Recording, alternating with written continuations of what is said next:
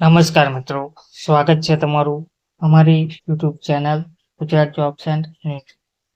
મિત્રો, આરોગ્ય કર્મચારીઓ, કોન્ટ્રાક્ટ આઉટસોર્સિંગ એજન્સીઓ ને 145 કરોડ ચૂકવવામાં આવ્યા છે.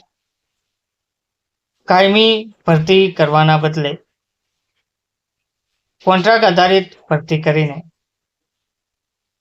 કર્મચારીઓ સાથે ઉમેદવારો સાથે અન્યાય જોવા મળી રહ્યો છે. 8 જિલ્લામાં આરોગ્ય કેન્દ્રોમાં 2 વર્ષમાં કોન્ટ્રાક્ટ આઉટસોર્સિંગ એજન્સીઓને 145 કરોડ ચૂકવવામાં આવી રહ્યા છે. રાજ્યના આરોગ્ય વિભાગમાં કાયમી ભરતી કરવાના બદલે ખાસ કરીને પ્રાથમિક અને સામૂહિક આરોગ્ય કેન્દ્રોમાં આઉટસોર્સિંગ અને કોન્ટ્રાક્ટ કર્મીઓ ઉપર જ મોટો મધાર રાખવામાં આવી રહ્યો છે.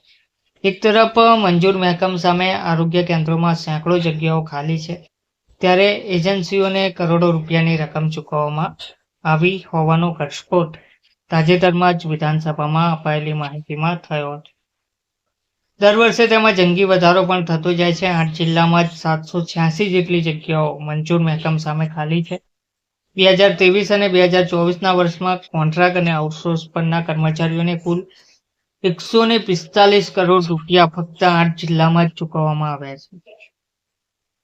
રાજ્યના છેવાડાના કે હજુ પછાત કહેવાય તેવા જિલ્લાઓમાં આરોગ્ય કેન્દ્રોમાં પૂરા પગારથી ભરતી કરવામાં આવી રહી નથી. એટલું જ નહીં, મંજૂર મહેકમ હોય તેની સામે પણ જગ્યાઓ ખાલી રહે છે.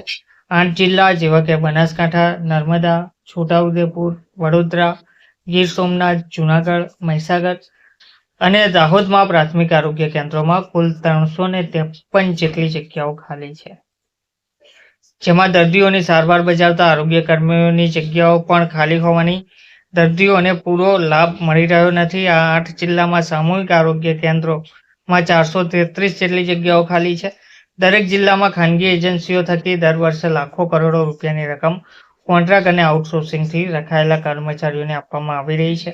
અનેક કિસ્સામાં કર્મચારીઓ સરકાર જેટલી રકમ કર્મચારી દીઠ રકમ એજન્સીઓને આપતી હોય છે, તેના કરતાં ઘણી ઓછી રકમ કર્મચારીને પગાર પેટે આપતી હોવાની ફરિયાદો પણ ઉઠી છે. પ્રાથમિક અને સામૂહિક આરોગ્ય કેન્દ્રોમાં 8 જિલ્લામાં મહેકમ સામે લગભગ 786 જેટલી જગ્યાઓ ખાલી જોવા મળી રહી છે. ધન્યવાદ.